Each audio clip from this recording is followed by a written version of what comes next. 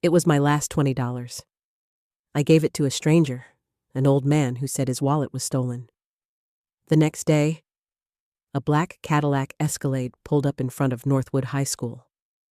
The driver got out, and he called my name. Mia Smith. Can anyone help me? Please. Can anyone spare some train fare?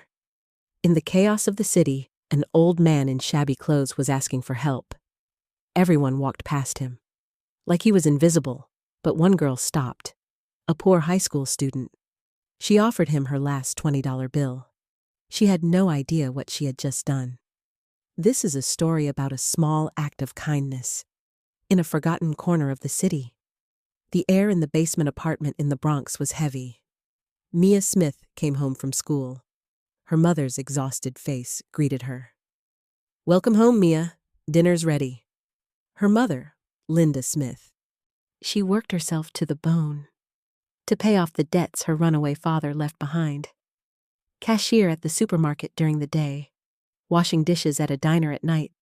The endless work carved deep lines into her face. "I'm home." "You worked late again, Mom." "It was fine. Here, this is for you." Linda's hand gently took Mia's. Mia could feel the cracked skin on her fingertips from hours of washing dishes. She pressed a crumpled $20 bill into Mia's palm. "What's this? Go out with your friends. Buy yourself something nice for once." Her mother's voice was so gentle. "That Frappuccino drink is popular, isn't it? I'm so sorry you always have to go without." The words felt like shards of glass in Mia's chest. Her mother hadn't bought new clothes for herself in years. Her makeup was the cheapest kind from the drugstore. This was money her mother had worked so hard for. How could Mia spend it on herself? And besides, Mia didn't have a single friend to spend it with. At school, she was labeled the poor girl. Everyone treated her like she was contagious. She wanted to say it. "I'm sorry, Mom. I don't have any friends." But the words caught in her throat. The truth would crush her mother, and she would do anything to stop that from happening. "Thank you. This means so much." Mia forced a smile. "Actually, I was planning to go out with some kids from class this weekend. This is perfect. So, that's wonderful. Have a good time." Her mom's face lit up with relief. Seeing that smile, Mia's heart ached with guilt. She knew she couldn't spend the money. She tucked it into her pocket, like a good luck charm filled with her mother's love. The next day at lunch, the air in the classroom was as heavy as lead. A group of popular girls were huddled around a phone, their laughter sharp and high. "Look at this new makeup, isn't it so cute? Let's go buy it this weekend." "Yeah. Oh, but first, let's hit that cafe by the station." Their conversation sounded like a foreign language to Mia. All Mia thought about was which vegetables would be on sale at the store tonight. Getting into their circle was less realistic than landing on the moon. Then she overheard some boys whispering, "Hey, that Smith girl is always alone. She's so gloomy. And look at her uniform, it's falling apart. I heard she's poor." "Ugh, gross. Don't want to catch that."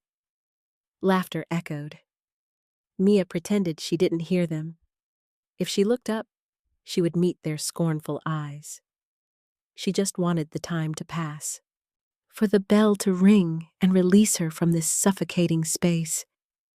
During one of those gray days on her way home, Union Street Station, the evening rush hour swallowed people whole, and in a corner of the chaos, there he was. An old man was slumped against the station wall. He was breathing heavily, his shoulders rising and falling. Something was clearly wrong, but people just glanced at him like he was trash on the sidewalk. No one stopped, as if that was the secret to surviving in this giant city. The old man's voice was barely a whisper. "Excuse me? Can anyone?" His voice trembled. "I've lost my phone and my wallet. Could someone please lend me the fare to get home?" His voice was lost in the noise. Mia was just like everyone else. She was scared. She didn't want to get involved. So she walked past him. But after a few steps, her feet felt glued to the concrete. Her mother's voice echoed in her head. Listen, Mia, no matter how hard things get, you never forget to be kind to people. My mother, who was buried in debt because she was too kind. But for some reason, I could never forget those words. Kindness is never wasted. It always comes back to you, one way or another. In her pocket was the $20 bill from her mom. Her good luck charm. If she gave it away, she would have nothing left. But could she just leave that old man there? What if no one helped him? The struggle lasted only a moment. If her mother were here, she would have helped him without a second thought. I want to be a daughter she can be proud of. Besides, it wasn't like I had plans for the money anyway. Telling herself this, Mia turned around. She knelt down in front of the old man and held out the $20 bill. Sir, I'm sorry, this is all I have. Please, use this. Mia's voice was quiet. The old man slowly lifted his vacant eyes to Mia. He looked from her face to the money in her hand, as if he couldn't believe it. Are you sure? His voice trembled. This must be important money to you, and you'd give it to a stranger like me? It's okay, Mia replied, looking down. My mother always taught me to help people in need. A single tear rolled down the old man's cheek. His voice trembled. Thank you. Thank you. His trembling voice continued. I will repay this kindness. I swear it. Please. At least tell me your name. No, really, it's fine. Please don't worry about paying me back. Mia stood up. Just get home safely and get warm. But she said this and walked away for good. She didn't look back, but she could feel his intense gaze on her back. She had no idea that he was burning the image of her face and her school uniform into his memory. And she had no idea who this old man really was. The next day, at lunch, the nightmare began without warning. Mia's desk was covered in trash. Oops! Did I mistake Smith's desk for the trash can?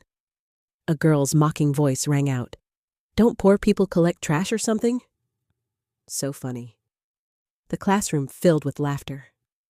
Mia bit her lip and silently began to clean up the trash. Just then, screech! The sound of a luxury car braking sharply echoed from outside. All eyes in the classroom turned to the window. What's that? A black Cadillac Escalade. It was parked in front of the school gate, a menacing presence. Its polished black body gleamed in the light. Students rushed to the windows, and the school was instantly in an uproar. Who is that? The whispers spread. Soon, a uniformed driver got out and respectfully opened the rear door. Mia gasped at the person who emerged from the car. He looked like a different person from yesterday. It was the old man, wearing a perfectly tailored Italian suit. His hair was neatly styled, and he stood with an air of authority. That's him? The man from yesterday? Why is he dressed like that? A small voice escaped Mia's lips.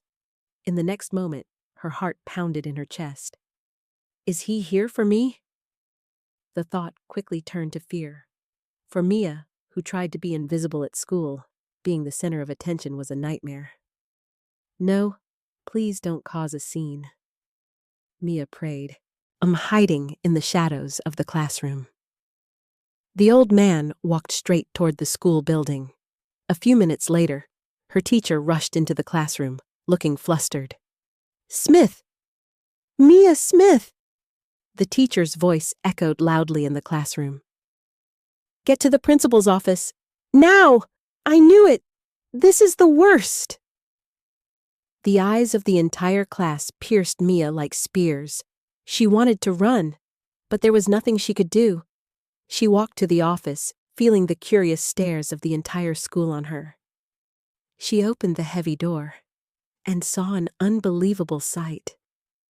The old man was sitting comfortably on the sofa in the center of the room. In front of him stood the principal and her teacher, the same teacher who was always so harsh with her. They were standing perfectly still, like statues. Their faces were pale. Beads of sweat dripped from their foreheads. On the table was a single business card. Charles Morgan, Chairman, Morgan Holdings. Morgan Holdings, one of the largest conglomerates in the country. The golden letters seemed to heighten the tension in the room. So it was you. Morgan noticed Mia and slowly stood up. I've been looking for you. And he nodded respectfully, with a warmth that wasn't there yesterday. Oh, no, please don't. Mia stammered. I just did what anyone would have done. No, not just anyone. He smiled wryly and began to recount yesterday's events. It's a bit embarrassing, but yesterday was my day off. I was enjoying a walk by myself. Suddenly, a dizzy spell from a chronic condition hit me. Morgan continued quietly, as if reliving the moment. I couldn't move for a while on the side of the road. Well, I think I was robbed during that time. By the time I came to my senses, my bag with my wallet and phone was gone. His health was poor. He had no way to contact anyone and no money to get home. He was truly at a loss. He looked directly at Mia. In that moment of desperation, you were the one who spoke to me. To help a complete stranger in this day and age, it takes incredible courage and compassion. Your kindness truly saved me. Thank you. He looked her directly in the eyes, his own eyes filled with gratitude. I remembered the crest on your uniform. I had my secretary investigate every school in this area, and I finally found you. Please, allow me to repay you. Morgan looked at Mia. Name anything you want. I can guarantee your future. Tuition for any university in the world, a vacation for your family, anything. The offer was so far from her reality that Mia could only feel bewildered. Studying abroad, vacations. It felt like a dream. But she quietly shook her head. Really, I don't need anything. I didn't do anything to deserve a reward. She smiled. Seeing you looking so much better than yesterday? That's the only reward I need. Morgan's gaze fell to Mia's feet. He noticed her worn-out loafers, the toes scuffed from being repaired so many times, and the small, hand-stitched patch on the cuff of her uniform. He seemed to understand everything about her situation. But, not wanting to hurt her pride, he didn't press further. I understand. But please, at least take this. Morgan took out a simple card. It didn't have the company name, just his name and a personal phone number. Life is unpredictable. What if you or your family are ever in real trouble? The kind you can't see a way out of. I want you to call me, for any reason at all. I will help you. That is my sincere promise to you. Mia felt overwhelmed by his presence, but she accepted the card. She hadn't helped him for a reward. She had no intention of calling him. I'll probably never call this number. That night. Mia's resolve was shattered the moment she got home. Bang! Someone kicked the apartment door from the outside. The simple dinner she was sharing with her mother stuck in her throat. Open up! I know you're in there! A man's angry voice boomed. The color drained from her mother's face. The door chain was useless. After a few more kicks, the door splintered and burst open. A large man barged into the room with his dirty shoes on. The smell of stale cigarette smoke filled the air. All right, I'm done waiting, the man yelled. You know how much interest has piled up. Pay me back, all of it, now. Her mother collapsed, her body trembling. I'm so sorry. I'm so sorry. Please, just give me a little more time. I swear I'll work and pay it all back. How many times have I heard that line? The man grabbed her mother's hair and yanked her head back. Ah! Her mother's scream echoed in the small room. A small picture frame fell from a shelf. It shattered on the floor with a sharp crack. Stop it! Mia screamed. It was one of the few family photos she had, from when she was little, when her father was still home. Mia screamed and clung to the man. Stop it! Let go of my mom! Huh? What's this, brat?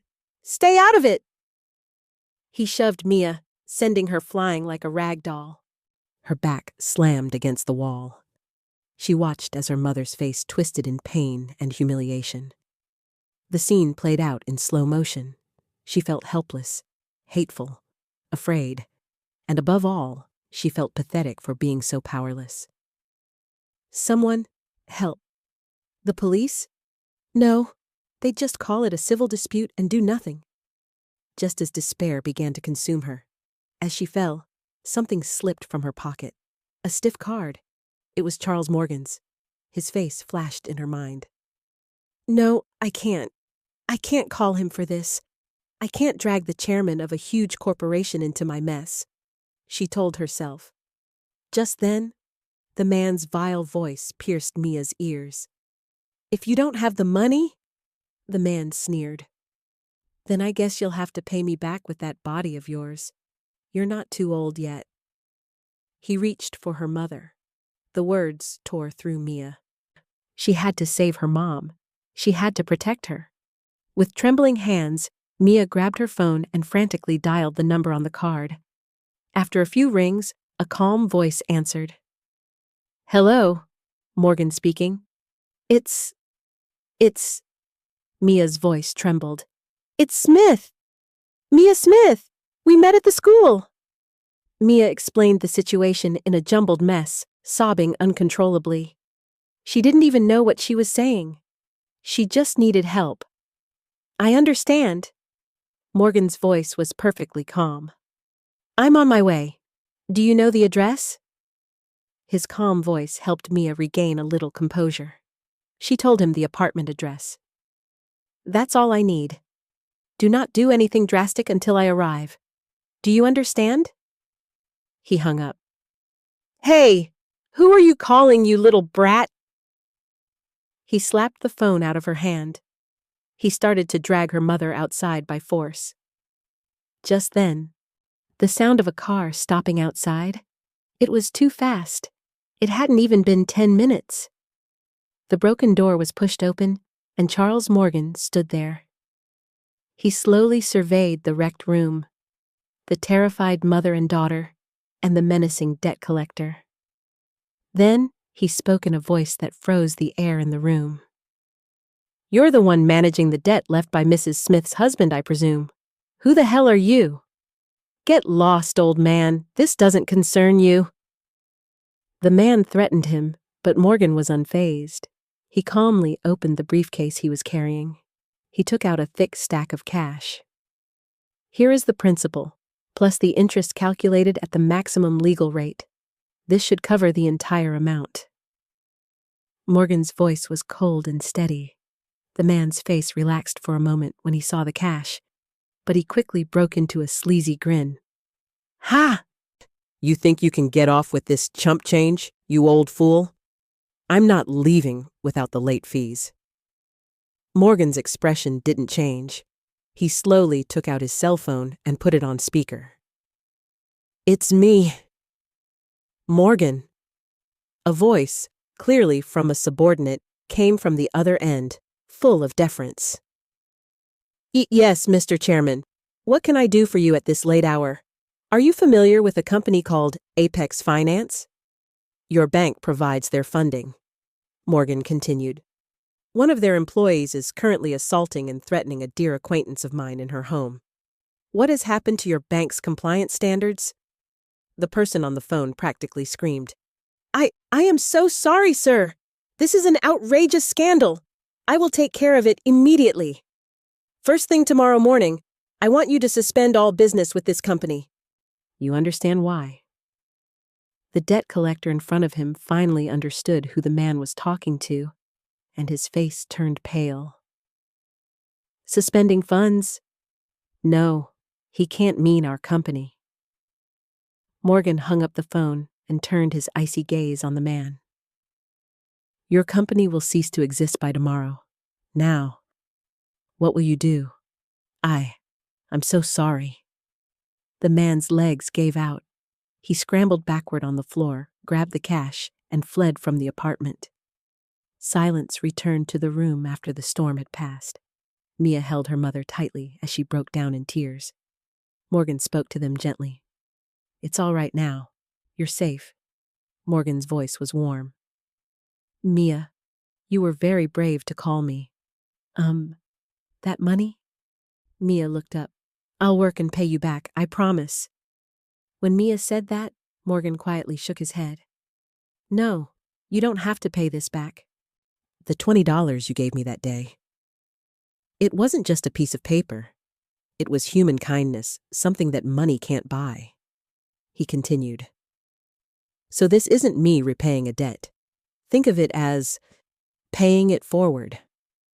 Morgan looked into Mia's eyes and smiled with genuine warmth.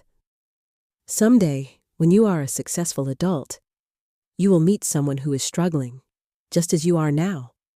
If you can be the one to reach out and help them, that will be the greatest repayment you could ever give me. The moonlight streaming through the window gently illuminated their tear-streaked faces. It was a light of hope, signaling the end of a long, dark nightmare. The next day at school. When Mia entered the classroom, the atmosphere was different. Mia! One of the girls approached her. I heard what happened yesterday. You helped the famous chairman of Morgan Holdings? More and more students gathered around. That's amazing, Mia. I never knew you were such a kind person. The students who had bullied her yesterday looked embarrassed. Then, a quiet girl spoke to Mia. I'm sorry for ignoring you all this time. I want to be someone who can help people in need, like you. Another student chimed in. Hey, you want to go to the cafe later? We can get frappuccinos together. Tears welled up in Mia's eyes. Morgan had given her back the $20 bill, her mother's precious good luck charm. Now she could finally use it, with her friends. Yeah, I'd love that. Mia nodded, a small smile on her face. That afternoon, for the first time in her life, Mia walked with her classmates to the corner cafe near the station. Mia took the $20 bill out of her wallet. After that night, their lives changed, as if by a miracle. With Morgan's support, Mia went to Johns Hopkins in Baltimore. She studied relentlessly, determined to live up to the investment he had made in her future. After graduation, she took a job at Morgan Holdings. Her mother also found a new job at one of the group's subsidiaries. The struggles of their past felt like a distant dream. They were finally living a peaceful, happy life. And now, Mia is launching a new project, holding on to the promise she made that day. A project to support children from disadvantaged backgrounds. Children just like she used to be. It was her way of paying it forward, passing on the light that the chairman had given to her. Kindness always comes back to you. Her mother's words were true.